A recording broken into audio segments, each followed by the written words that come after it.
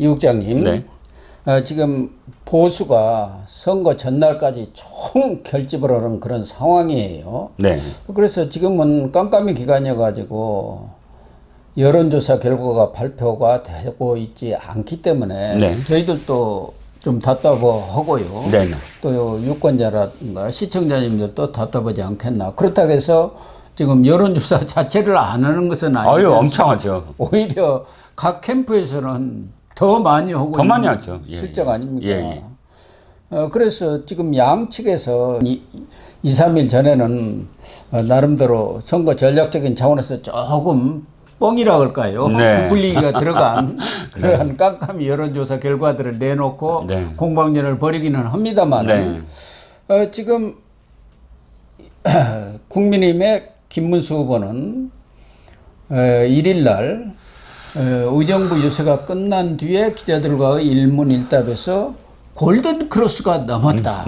이렇게 이야기를 하고 있고 뭐 김문수 후보뿐만 아니라 김재원 비서실장이라든가 장동혁 상황실장, 네, 상황실장. 그리고 신동욱 수석 대변인 등 이른바 국민의힘의 스피커들은 전부 나서가지고 골든 크로스를 지금 넘었던가 아니면 골든 크로스에 진입했다. 네. 최소 지금 2% 네, 이내로 지금 좁혀졌다. 좁혀졌다. 그러니까 2%까지 지금 이재명 후보를 추격하고 있기 때문에 네. 투표율만 높으면 얼마든지 넘을 수 있다. 네네. 뭐 이런 얘기 아닌가요? 자, 일단 어느 선거든 뒤지고 있을 때 그 당은 그 여론조사 공표 금지 기간에 우리가 추월했다라고 했던 경우가 많습니다. 예. 예를 들어서 홍준표 대표 시절에 아주 그때 그 기자들한테 이랬어요. 딱 이거 들고 내가 이거 보여줄 수는 없지만 여기 지금 우리가 이기고 있어요. 이기고 여의도 연구원 잘해요. 뭐 이러면서 안 보여주면서 그런 적도 있습니다. 그때 맞아요. 패배했어요. 그때 사실은.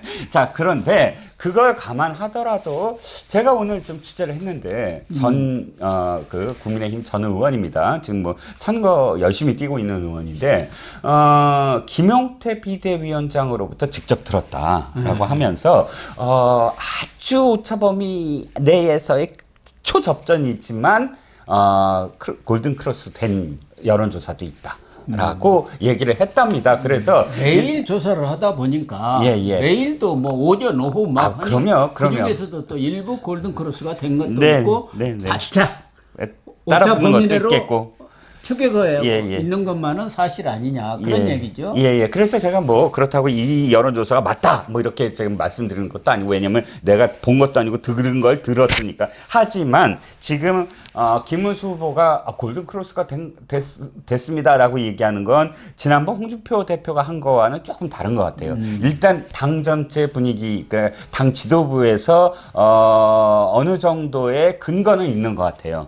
다만 어떤 시점에서의 부분이긴 하지만 뭐 결국은 뭐냐면 맹추격을 해냈다 이거예요. 그러니까 여론조사 공표 금지 기간 직전에는 8에서 9포인트 거의 평균 그런 차이가 있었거든요. 이재명 대표하고 이재명 후보하고. 그러니까 이 갤럽이라든가 전화 면접조사에서는 10% 안팎에서의 차이가 있었고 MBS 그러나 AR에서는 한 6, 7% 이렇게 뒤진 걸로 나와 있었는데 그렇죠.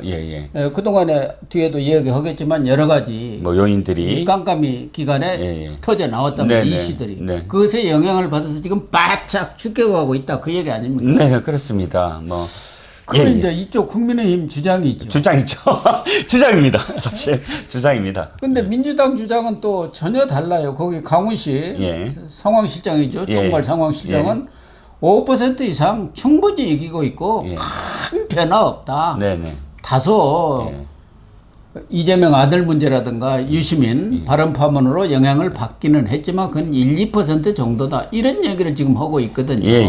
그렇죠. 그렇습니다. 지금 민주당은 그래도 굉장히 조심하고 있는 거예요.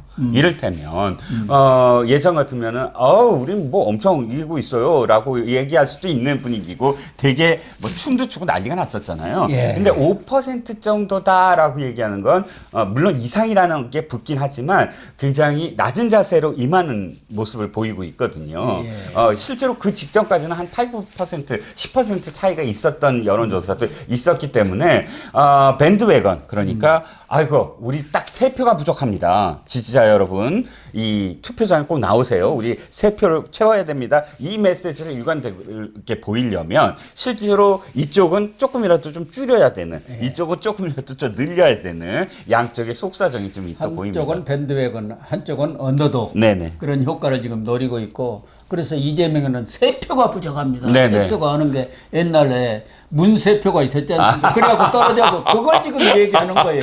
네네. 예, 문세표. 네네. 그 이전에 허인에도 김영구 네네. 전 의원 네네. 흑선풍이라고 얼굴 까만 분이 네네네. 있었잖아요. 네. 민정당에. 네네. 3표로 그때 졌거든요. 맞습니다. 그래서 맞습니다. 이 3표 때문에 지는 수가 있으니까 끝까지 예. 방심하지 말고 나와서 투표해달라. 그거 네. 똑같은 얘기예요. 옛날에 최영우 의원이 마지막 날 그 아주 산골로 들어가서 몇 갖고 되지도 않는 곳을 밤늦게 가는데 옆에 그 보좌관이 아니 저 의원이 거기 굳이 가실 이유가 몇 사람 되지도 않아요 그랬더니 최 의원이 그런 말을 했어요. 3표 때문에 떨어지는 경우도 있어. 1표 때문에 떨어지는 경우도 있어 하고 달려갔더라는 겁니다. 3표는 2표만 요래오면은 이기는 거 아닙니까? 그렇죠. 1표가 더 많아가지고. 그렇죠. 주저기가 빠지니까. 예. 그래서 뭐 각 여야 후보들이 투표 하루 앞두고 네. 한쪽에서는 골든크로스가 넘었다. 네. 또 한쪽에서는 3표가 부족하다. 네. 이런 것은 결국은 투표장으로 나와달라. 예. 그 얘기 아닙니까? 예, 자기 투표율이 좌우를 하거든요. 그렇죠. 투표율이. 맞습니다. 지금 호남은 거의 투표장으로 나왔다고 봐야 해요. 네.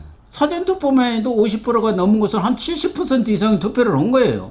그리고 또 본투표 때 나오면 80%가 넘을 거고. 그렇죠. 그런데 지금 영남권에는 사실은 이번 사전투표 때 첫날은 역대 최대치가 나왔는데 그 다음날 이재명을 투표한 무슨 그러니까 회신 봉투가 나오고 회신 봉투 안에 대리 투표 뭐 이런 얘기들이 오후에 네네. 보도되면서 뚝 떨어졌잖아요. 네네, 그래갖고 그렇습니다. 34.74%가 뿐이 안 나왔는데 네네. 뚝 떨어졌어요. 예.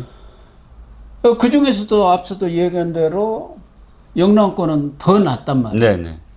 그런데 투표는 하루뿐이지 않습니까? 네. 사전투표 이틀이나 있는데 그거 안 해가지고. 그렇죠.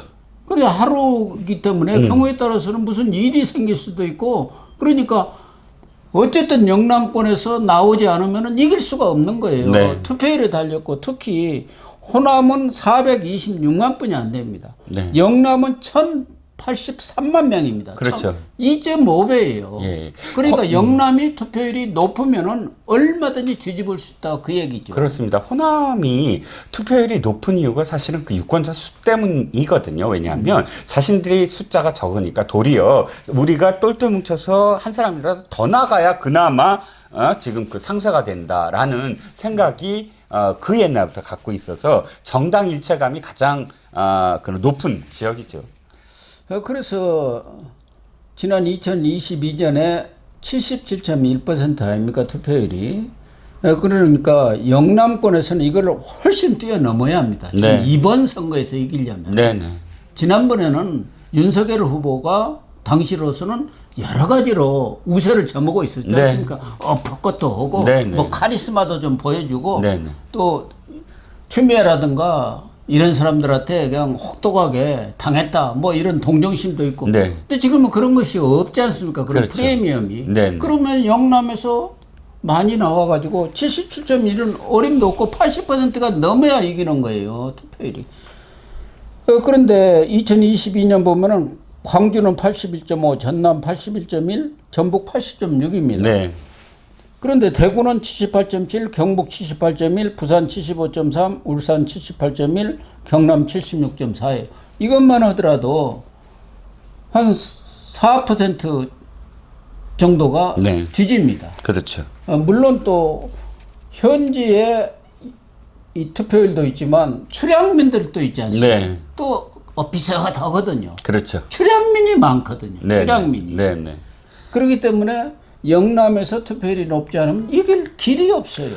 그렇습니다. 그러니까 특히나 이제 그 TK는 어차피 좀 더 이 보수 정당에 좀 더 가깝다면 PK가 저는 또 관건일 것 같아요. PK가 언제나 이 PK는 사실 꽤 많이 민주당 쪽도 많이 나오는 곳이거든요. 특히 노무현, 뭐 문재인 이런 대통령을 2번이나 배출한 지역이기도 하고. 기본적으로 그쪽은 30-40% 야세가 있습니다. 아, 그렇죠. 예, 또 호남도 많이 PK 쪽으로 가서 TK 쪽으로 간 분들은 없어요. PK 울산이라든가 그렇죠. 거기 공업단지가 많지 않습니까? 울산 그러니까 뭐 만만치 호남에서 않습니다. 대부분 그쪽으로 갔어요. 맞습니다. 서울 구로라든가 이쪽으로 올라온 사람 제외. 그렇죠. 그러니까 이번에 최근 지선에서 국민의힘이 이겼는데도 불구하고 전체적으로 총선도 어느 정도 이제 부산에서 선방을 하지 않았습니까? 그런데 패배한 곳에서도 민주당의 득표율이 40%가 넘는 게 그러니까요. 허다하대요. 대부분이 40%가 넘어요. 예, 그러면 어쨌든 이게 굉장히 많이 득표를 할 수밖에 없잖아요.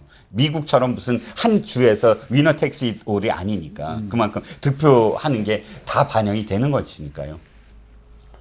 그래서 지금 PK 지역에서는 깜깜이 이전에는 이재명 후보가 앞설 때도 있었고 네네네. 한순간 그리고 앞섰어서. 김문수 후보고 거의 엎치락뒤치락 했어요. 네. 그리고 김문수 후보가 리얼미터 그때 마지막 나온 거 보니까 47%더라고요. 네. PK에서. 네네. 근데 PK에서는 60%를 얻어야 합니다. 네네. 맞습니다. 윤석열 후보가 지난 2022년에 네네. 거기서 58에서 60 세 군데니까 그렇죠. 다 그렇게 얻었어요. 예. 그런데 지금 투표율이 70%가 될까 말까 하면은 이게 말이 되겠습니까? 그렇죠. 자, 근데 그 이재명이 PK에서 불안함을 느낀 것 같아요. 왜냐하면 자기가 여러 가지 어떤 이유가 있는데 한 가지가 그 산업은행 이전 이거를 지금 완전히 무산시켜 버렸거든요. 뭐 하나 해주겠다고 그랬던데. HMM이라는 현대해상 그거를 이전시켜 주겠다고 뭐 약속을 했는데 아니, 무슨 은행 동남은행인가? 지금 그 말씀을 드리려고요. 그게 안 됐는데 은행 얘기 지금 지지율이 좀 떨어지는 것 같아요. 자기가 생각할 때 여론조사 받아보는데 PK가 내 생각대로 안 나온다 하니까 황급히 은행 이전해 주겠다라고 덧붙인 거거든요. 은행을 설립하는 거 아닙니까? 아니요, 무슨 제가 지금 오늘 들은 건 국책은행 하나를 이전시켜 주겠다라고 약속을 하는 겁니다. 그랬군요. 예, 이게 무슨 뜻이냐면 꽁 대신 닭이다. 그렇죠. 금융 허브 도시 맨해튼 같은 부산을 그렇게 만들겠다라고 이게 민주당 부산시당 전재수도 이걸 공약으로 했었어요. 그러니까 산업은행이나 수출입은행이나 전부 다 이전하는 걸. 그런데 이걸 다 무산시키고 뜬금없이 현대해상을 하니까 회사 하나가 있는 것보다 지금 우리는 금융 도시가 되고 싶다라는 거거든요. 그래서 황급히 국책은행 하나를 이전시키겠다라는 그런 지금 약속을 했다고 합니다. 그래서요. 결국은 PK에서 얼만큼 이 투표율이 높아지고 또 득표를 하느냐가 김문수 후보로서는 진짜 골든 크로스를 이룰 수 있는 아주 거기가 키포인트가 아닌가 이런 생각이 들거든요. 3일 본투표에서 결국은 당선을 좌우하는 것은 투표율밖에 없는 것 아니겠습니까? 맞습니다. 예.